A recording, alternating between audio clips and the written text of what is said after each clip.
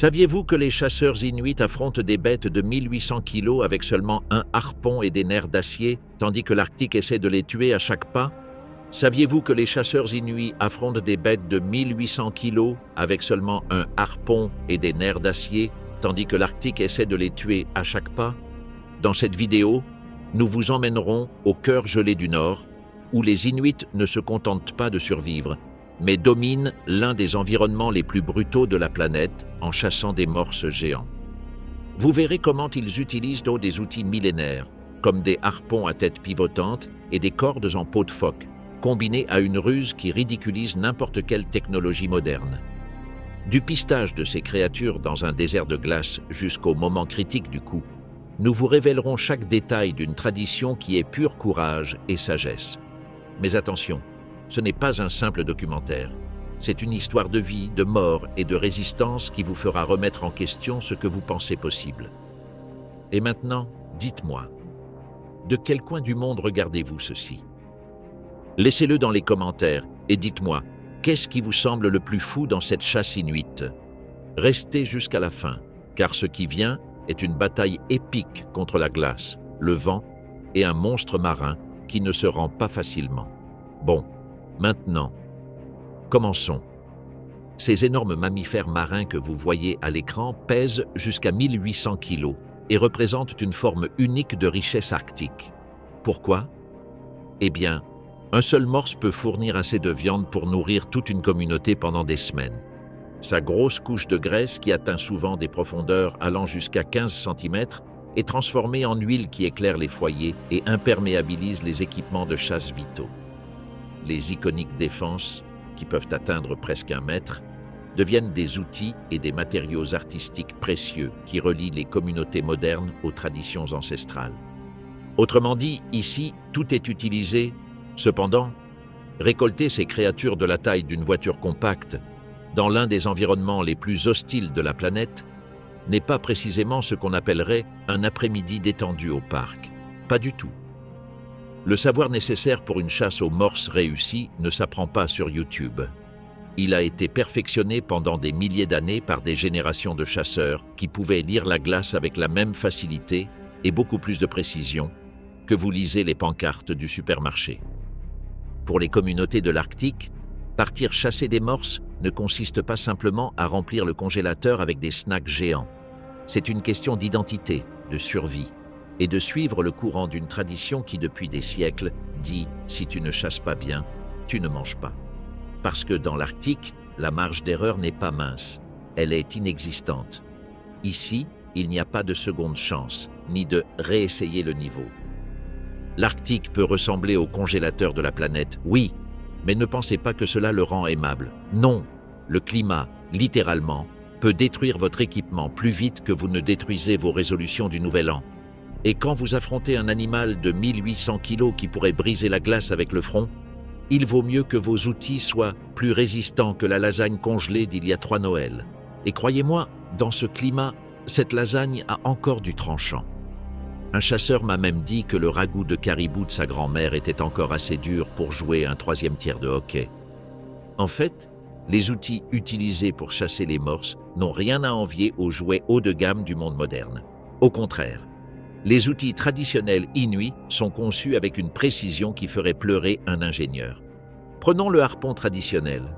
Avec sa tête pivotante qui se retourne sous la peau de l'animal après l'impact, il est si ingénieux qu'on pourrait penser qu'il a été conçu par un génie diplômé du MIT. Mais non, il a été développé des siècles auparavant par des gens qui n'avaient ni Wi-Fi ni plan d'instruction. Cette tête pivotante est généralement faite d'ivoire de morse ou de bois de caribou, des matériaux qui, contrairement à beaucoup d'humains, ne se brisent pas à la première brise froide. Ce n'est pas un hasard. Ces matériaux ont passé le test le plus brutal de tous, le temps dans l'Arctique. De nos jours, certains harpons modernes utilisent des pointes en acier, mais ils conservent ce design ancestral qui fonctionne tout simplement. Parce que là dehors, à des températures qui feraient pleurer l'acier, vous avez besoin de quelque chose de fiable. Et oui, certains chasseurs plaisantent en disant que leurs harpons sont plus fiables que leurs motoneiges, bien que, pour être honnête, ce n'est pas si difficile. Dans l'Arctique, il y a un dicton qui résume tout. Une motoneige peut vous abandonner, mais un bon harpon, jamais. La corde du harpon est une autre œuvre maîtresse de l'ingénierie arctique. Les cordes traditionnelles étaient faites de peau de phoque barbu, traitées par une méthode qui prenait des semaines. La peau était coupée en fines lanières, séchée, puis tressée en cordes incroyablement résistantes. Ces cordes pouvaient supporter plusieurs tonnes de force sans se rompre, ce qui est essentiel quand on essaie de retenir quelque chose qui pèse autant qu'un pick-up et qui n'est pas très content d'avoir été harponné. Le traitement de la peau de phoque pour la fabrication de cordes est un art en soi, avec des techniques spécifiques transmises de génération en génération. Chaque lanière doit être coupée avec des spécifications précises. Trop épaisse, et la corde devient rigide et difficile à manipuler. Trop fine, et elle pourrait se casser sous la pression. De nos jours, les chasseurs utilisent souvent des cordes en nylon, mais elles sont spécialement sélectionnées pour leur performance par temps froid. Le nylon ordinaire devient cassant aux températures arctiques, mais ces cordes spécialisées restent flexibles jusqu'à moins 40 degrés, le point où Fahrenheit et Celsius finissent par s'accorder sur à quel point il fait froid. Un chasseur a dit que c'est la température ou même les poils de nez commencent à déposer des plaintes auprès de la direction. Certains chasseurs préfèrent encore les cordes traditionnelles en peau de phoque, affirmant qu'elles offrent une meilleure sensibilité quand un morse tire. Comme l'a dit l'un d'eux, le nylon te dit si le morse tire. La peau de phoque te dit ce qu'il pense. Cette compréhension innée de la façon dont les matériaux se comportent sous tension est cruciale pour la survie dans l'Arctique. Les outils nécessitent un entretien constant, ce qui a conduit à quelques innovations intéressantes. Les chasseurs stockent souvent les pointes de harpon dans de l'huile de phoque, ce qui prévient la rouille et maintient les mécanismes en bon état de fonctionnement, même dans un froid extrême. Cette méthode de conservation traditionnelle s'est révélée si efficace que même les chasseurs utilisant des équipements modernes l'adoptent souvent. L'huile de phoque, curieusement, devient l'élixir polyvalent de l'Arctique car elle ne sert pas seulement à garder votre peau douce, mais crée aussi une barrière protectrice contre l'humidité et le sel, deux éléments qui adorent ruiner les équipements avec la même passion que vous ruinez vos plans du lundi matin. Grâce à ce joyau de la nature, un harpon traditionnel bien entretenu peut durer des générations. Oui, des générations. Il existe des registres de harpons transmis de main en main pendant plus de 100 ans, avec le design de la tête pivotante pratiquement intacte, ou comme le dirait tout ingénieur sensé, s'il n'est pas cassé, ne le touche pas et ne le mets pas à jour. Chaque harpon raconte sa propre histoire, et ce n'est pas juste une décoration vintage. Les marques, encoches et gravures sur le manche enregistrent souvent des chasses réussies ou des événements mémorables.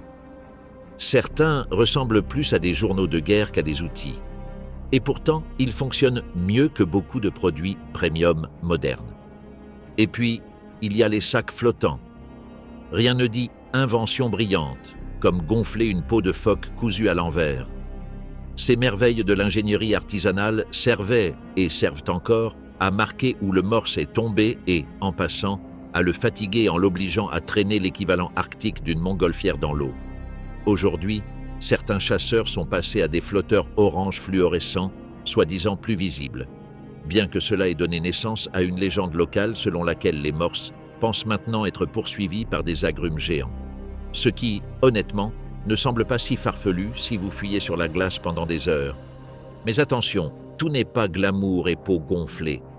Chaque outil a sa place et son but, et parmi eux se distingue le glorieux Savgut, la lance sacrée de ceux qui ne font confiance ni à la glace ni à la chance. Cet instrument est utilisé pour tester la stabilité de la glace, bien qu'il serve aussi à afficher son expérience. Un chasseur m'a montré comment il l'utilisait en frappant le sol et en disant « Cette glace est comme ma belle-mère, épaisse mais peu fiable. Rassurez-vous, il a précisé que sa belle-mère vit dans un autre village, probablement pour des raisons de sécurité. Le design du Savgut permet aux chasseurs de détecter les fissures traîtresses sans avoir à y tomber d'abord, ce qui est toujours utile. Parce que quand vous poursuivez un tank avec des défenses sur une surface qui craque à chaque pas, savoir où poser le pied n'est pas une suggestion, c'est la survie. L'équipement de chasse comprend également une collection de couteaux spécialisés. L'ulu traditionnel, un couteau courbé avec une poignée sur le dessus, est parfait pour traiter la viande et la peau. Son design permet d'appliquer une force maximale avec un effort minimal, ce qui est crucial lorsqu'on coupe à travers plusieurs centimètres de peau de morse. À propos, voici un autre fait intéressant. La peau d'un morse peut atteindre jusqu'à 10 cm d'épaisseur dans certaines parties, ce qui la rend plus résistante que la plupart des cuirs de botte. La lame courbée de l'ulu et sa poignée ergonomique permettent aux chasseurs de travailler pendant des heures, sans fatigue. Une caractéristique essentielle lorsqu'on traite un morse, qui peut fournir des centaines de kilos de viande et de matériaux utilisables. Les ajouts modernes à l'équipement incluent des encres de glace et des systèmes de poulies qui aident à sécuriser et à tirer le morse capturé. Ces outils se combinent parfaitement avec l'équipement traditionnel, créant un système hybride qui honore le savoir ancestral tout en adoptant des innovations utiles. Certains chasseurs ont même commencé à utiliser des matériaux synthétiques spéciaux pour leurs traîneaux, qui réduisent la friction sur la glace. Bien que, comme l'a fait remarquer un ancien, un traîneau élégant ne sert à rien si vous ne savez pas où le diriger. Puis il a ajouté avec un sourire, « Ça veut juste dire que vous vous perdrez plus vite et avec plus de style. » Cet équilibre entre outils traditionnels et modernes montre comment les chasseurs inuits s'adaptent tout en préservant leur héritage culturel. Le stockage et le transport de ces outils nécessitent leur propre ensemble d'équipements spécialisés. Les sacs à outils traditionnels, faits de peau de phoque imperméable, gardent les articles essentiels secs et organisés.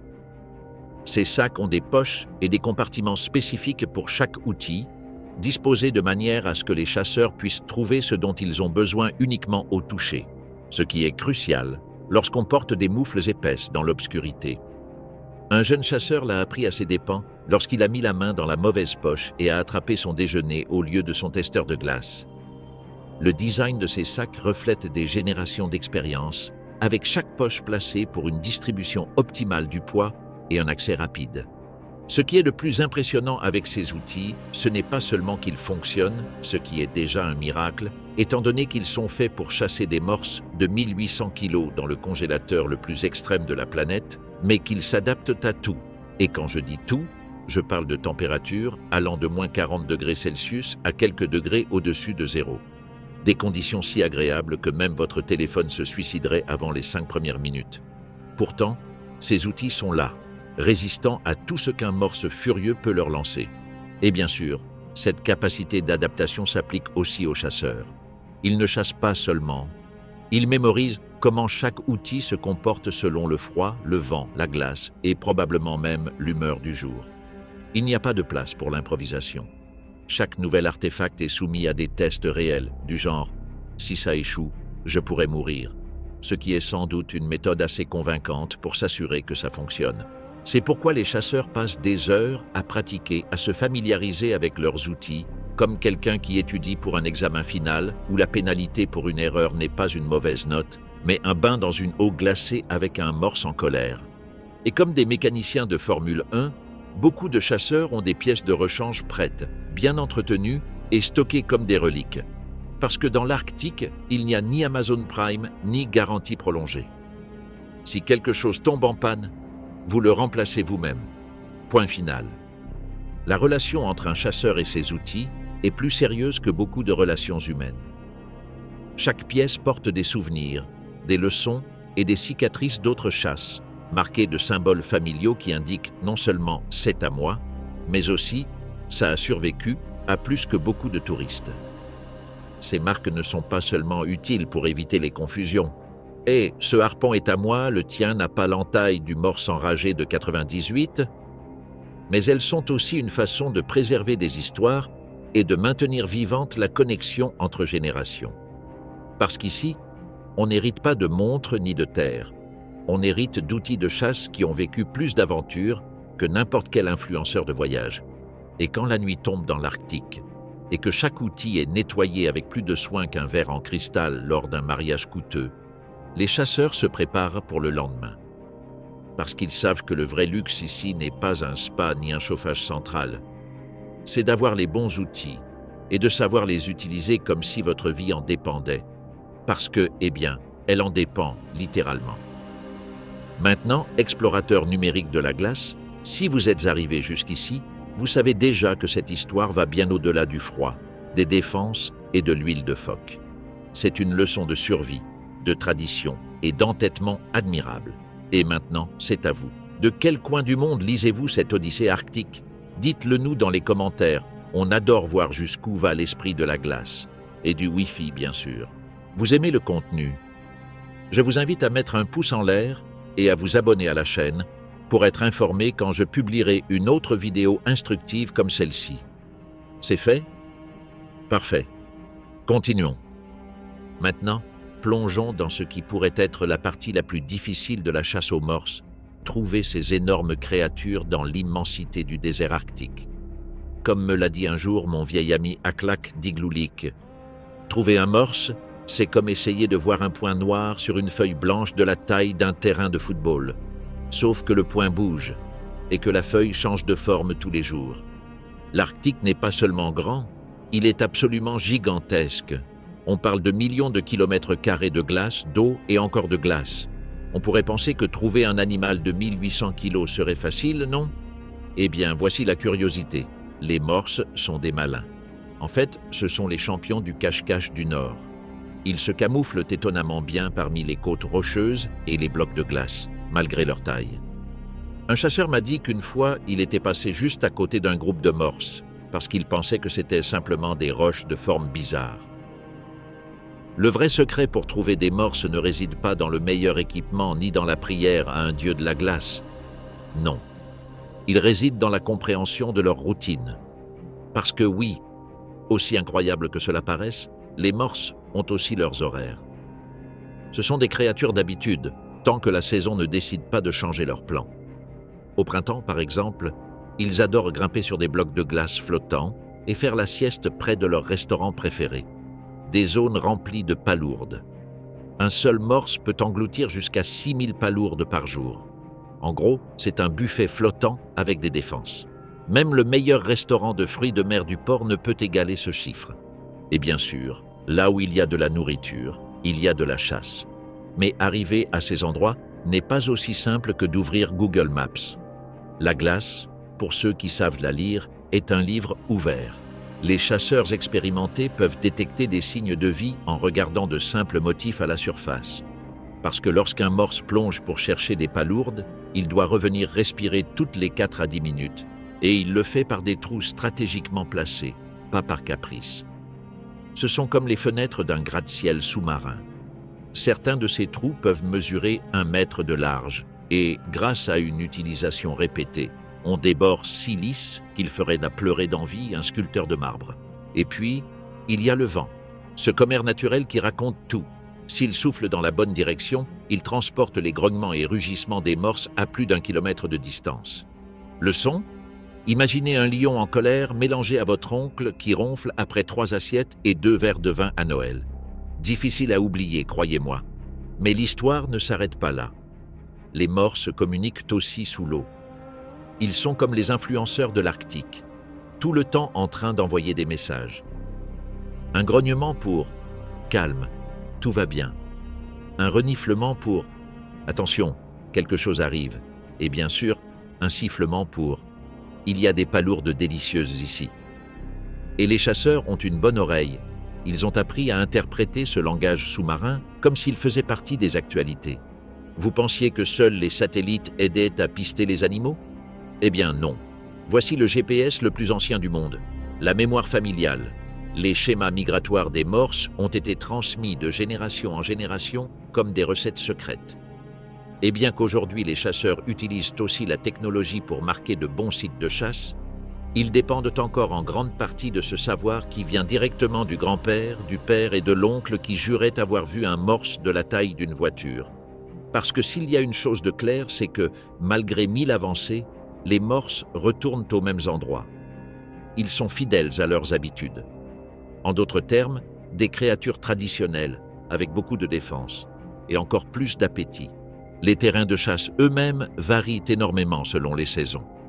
En hiver, les morses préfèrent les zones où de forts courants empêchent la formation de glace épaisse, créant des ouvertures naturelles appelées polynies. Ces endroits deviennent des points de rencontre, non seulement pour les morses, mais pour tout un écosystème de faune arctique. Les chasseurs qui connaissent l'emplacement de ces pollinies ont un avantage significatif pour trouver leur proie. Lire l'environnement va au-delà de simplement chercher des signes de morse. Les chasseurs observent des oiseaux spécifiques qui se nourrissent souvent près des troupeaux de morses. L'apparition de certains phoques peut aussi indiquer une activité de morse à proximité. C'est comme le système de notification de la nature. Même la couleur de l'eau peut indiquer aux chasseurs si les morses se sont nourris récemment dans la zone. Une apparence légèrement trouble dans l'eau signale souvent que les morses ont creusé des palourdes au fond de la mer. Le jeu de l'attente est peut-être la partie la plus difficile. Une fois qu'un endroit prometteur est trouvé, les chasseurs peuvent devoir attendre des heures, voire des jours, pour le moment parfait. Il n'est pas rare que les chasseurs construisent de petits abris de glace où ils peuvent observer et attendre tout en se protégeant des vents brutaux de l'Arctique. Pendant ces longues attentes, des histoires sont partagées, des compétences sont enseignées aux chasseurs plus jeunes et le savoir traditionnel est transmis. Certains des meilleurs conseils de chasse ont été partagés pendant ces périodes d'attente, passés des chasseurs expérimentés à la génération suivante. La technologie a changé certains aspects de la chasse aux morses, mais les trouver reste en grande partie un jeu de patience et de savoir ancestral. Certains chasseurs utilisent maintenant des jumelles et même des drones pour observer les troupeaux à distance, mais ces outils ne font que compléter les compétences anciennes de lire la glace, le vent et le comportement animal. Les chasseurs les plus performants sont ceux qui combinent la technologie moderne avec les méthodes traditionnelles de pistage. Le taux de succès pour trouver des morses varie énormément selon l'expérience. Les chasseurs novices peuvent passer des jours à chercher sans succès, tandis que les plus expérimentés peuvent localiser un troupeau en quelques heures. Ce n'est pas de la chance. C'est le résultat d'années passées à apprendre à lire l'environnement arctique comme un livre. Un chasseur expérimenté peut regarder une formation de glace et savoir instantanément si elle est susceptible d'attirer un morse, en se basant sur des facteurs comme l'épaisseur, la stabilité et la proximité des zones d'alimentation. À mesure que les conditions de la glace continuent de changer en raison de l'augmentation des températures, les schémas des morses évoluent également. Cela rend le savoir traditionnel encore plus précieux, car les chasseurs doivent adapter leurs techniques de recherche à de nouvelles conditions. La capacité à trouver des morses ne consiste plus seulement à suivre un ensemble de règles, mais à comprendre tout un écosystème et comment il change avec le temps. Maintenant, avec un troupeau de morses enfin localisé, les chasseurs doivent complètement changer d'approche. Tout le savoir et la patience utilisés pour les trouver passent au second plan face à l'art de l'approche silencieuse. Mais cela, c'est une histoire pour la section suivante. En s'approchant d'un morse, le chasseur doit devenir pratiquement invisible. Pas facile quand vous êtes habillé comme un manteau d'hiver ambulant. La première règle de l'approche est simple, ne jamais se déplacer directement vers eux. Les morses peuvent avoir une mauvaise vue, mais ils détectent les mouvements en ligne droite avec une précision surprenante. À la place, les chasseurs utilisent un motif en zigzag, profitant des crêtes de glace et des monticules de neige pour se couvrir. Un seul faux mouvement, un pas imprudent, et des heures d'approche patiente s'évanouissent plus vite qu'un cube de glace dans un café chaud. Les chasseurs traditionnels utilisent des kayaks pour approcher les troupeaux depuis l'eau, une méthode qui est non seulement incroyablement efficace, mais aussi assez courageuse pour faire trembler les genoux. Ces kayaks, magistralement construits avec de la peau de phoque tendue sur des cadres en bois, glissent sur l'eau presque sans faire de vagues. Un kayak traditionnel bien fait produit moins de mouvement dans l'eau qu'un phoque endormi, le rendant presque indétectable pour les morses à proximité. Le vent joue un rôle critique dans l'approche. Les morses ont un excellent odorat. Ils peuvent détecter une odeur humaine à plus de 800 mètres si le vent souffle en leur faveur. Les chasseurs surveillent constamment la direction du vent, se maintenant toujours sous le vent de leur proie. Certains portent un petit sac de neige poudreuse qu'ils relâchent de temps en temps, comme un indicateur de vent naturel de l'Arctique. La coordination de l'équipe pendant l'approche ressemble à une danse élaborée, chorégraphiée au ralenti. Différents groupes de chasseurs assument des rôles spécifiques.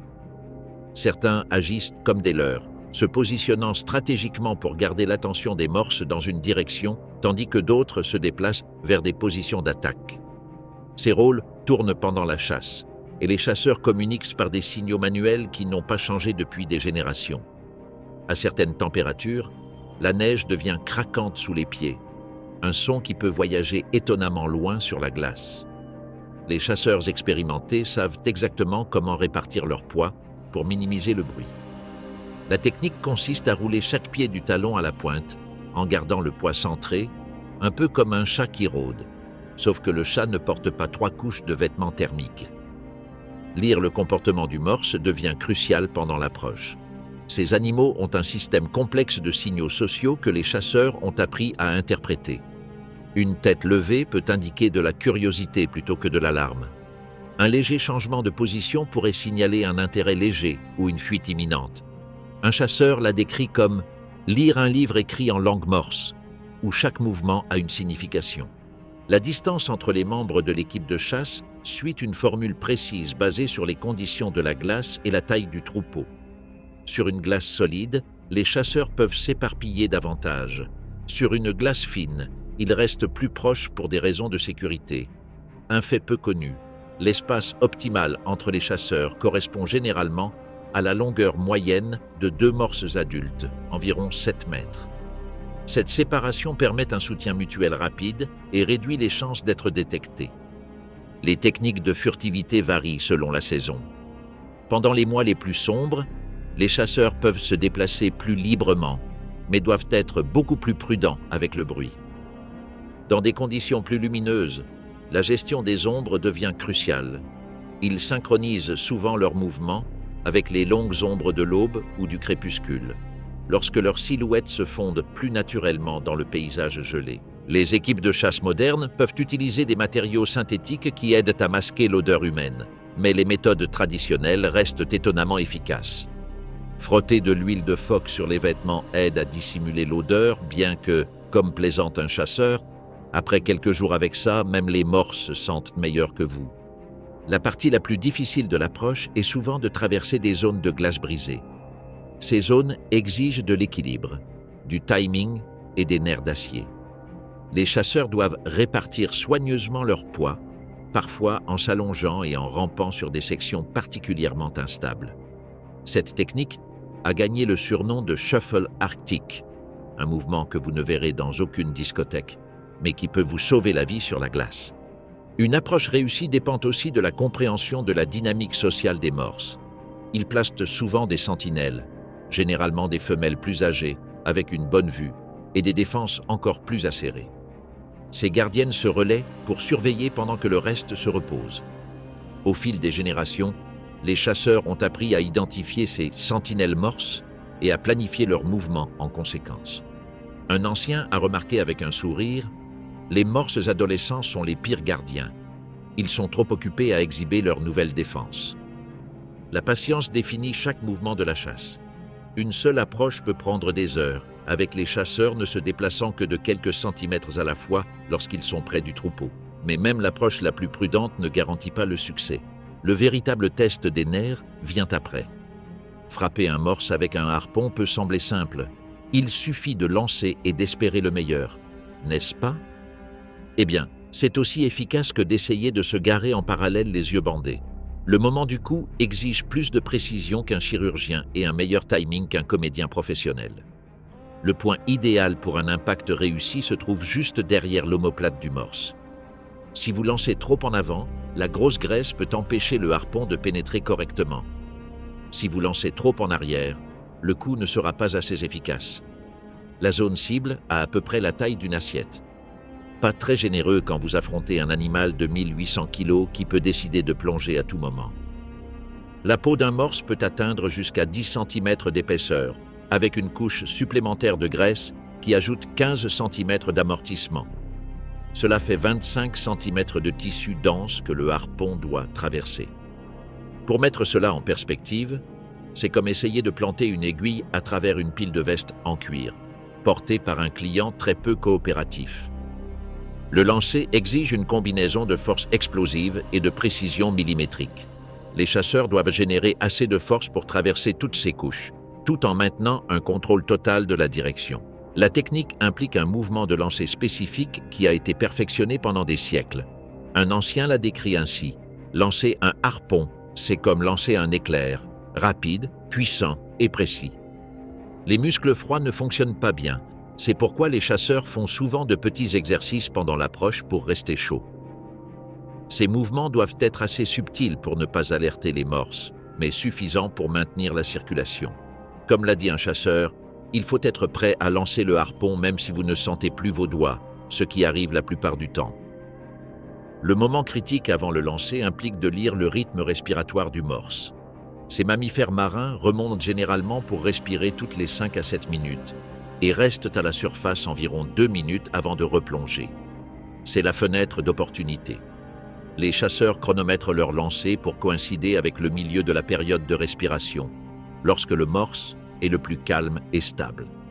Un fait curieux, les morses retiennent leur souffle lorsqu'ils sont nerveux, ce qui fait de leur rythme respiratoire un indicateur fiable de s'ils ont détecté les chasseurs. Un vent de 30 km/h peut dévier un harpon de plusieurs centimètres sur une distance de 6 mètres. Les chasseurs expérimentés ajustent instinctivement leur visée pour compenser les conditions du vent. Ils n'ont pas besoin de calculatrices balistiques. Des générations de pratiques leur ont appris combien corriger selon la vitesse et la direction du vent. La corde du harpon nécessite également une manipulation spéciale pendant l'impact. Elle doit se dérouler doucement, sans s'en mêler, une tâche aussi difficile que de démêler des guirlandes de Noël en portant des moufles. La corde est enroulée selon un motif spécifique qui permet son déroulement sans s'accrocher. Certains chasseurs peuvent même détecter des problèmes dans le déroulement rien qu'au son, une compétence qui leur a valu le surnom de chuchoteurs de corde. La coordination de l'équipe pendant le coup ressemble à une performance orchestrale bien répétée, sans musique, mais avec beaucoup plus d'adrénaline. Chaque chasseur connaît son rôle. Le lanceur principal, les gestionnaires de la corde et l'équipe de soutien doivent se déplacer en parfaite synchronisation. Un faux pas, un moment d'hésitation et des heures de préparation minutieuse s'évaporent, comme le souffle dans l'air arctique. Les matériaux modernes ont amélioré certains aspects de l'impact, mais les techniques fondamentales restent les mêmes. Les pointes de harpon en acier peuvent être plus affûtées que les traditionnelles en os, mais elles doivent toujours être lancées avec la même précision. Certains chasseurs plaisantent en disant que la seule vraie amélioration est que les harpons modernes n'ont pas besoin d'être affûtés aussi souvent. Un faible réconfort quand vous affrontez un morse qui pèse autant qu'un SUV moyen. Ce qui est le plus surprenant dans le moment du coup, c'est comment les chasseurs parviennent à garder leur sang-froid. Ils doivent gérer une montée d'adrénaline, contrôler leur respiration et effectuer des mouvements délibérés et fluides. C'est comme essayer de passer un fil dans une aiguille pendant un tour de montagne russe. Sauf que l'aiguille est un harpon et que les montagnes russes sont l'Arctique. Le succès ou l'échec peut dépendre de millisecondes. La différence entre un coup parfait et un échec total peut être aussi fine que l'épaisseur d'une moustache de morse. En parlant de ça, ces moustaches, appelées vibrisses, sont incroyablement sensibles et peuvent détecter des mouvements dans l'eau à des distances surprenantes. Un bon lanceur doit en tenir compte et effectuer son mouvement final si doucement qu'il n'envoie pas de vibrations révélatrices à travers la glace. Les secondes qui suivent le coup mettront à l'épreuve chaque gramme de force et de compétence que possède l'équipe de chasse. Parce que quand vous venez de harponner une créature qui trouve les rochers de glace confortables, il vaut mieux être prêt pour ce qui suit. Et ainsi, après le coup précis, commence la lutte finale. La glace craque, les cordes se tendent et le vent coupe comme un couteau, pendant que l'équipe résiste à la force brute d'une créature déterminée à s'échapper. Ce n'est pas seulement une bataille physique, c'est une épreuve de génération. Force, patience et sagesse s'entrelacent dans chaque traction de corde, dans chaque ordre crié dans le froid. Quand enfin le morse repose sur la glace ferme et que le travail de dépeçage commence, ce n'est pas simplement de la viande qu'on obtient, c'est de la nourriture, de la chaleur, de l'histoire, de la tradition, de la communauté. Chaque partie est répartie avec respect, chaque outil est nettoyé et rangé avec soin. Parce que dans l'Arctique, la chasse ne se résume pas à survivre. C'est se souvenir de qui vous êtes d'où vous venez, et savoir que, grâce au savoir transmis en silence entre générations, vous êtes prête à repartir, quand la glace et le vent le permettront. Que pensez-vous de tout ce que je vous ai raconté? C'est fascinant, non? Si vous avez aimé la vidéo, je vous invite à mettre un pouce en l'air et à vous abonner à la chaîne. Et n'oubliez pas d'activer la cloche de notification pour être informé quand je publierai plus de contenu comme celui-ci. Ou vous voulez le manquer? Non, hein? C'est ce que je pensais. Bon, à la prochaine vidéo. Salut!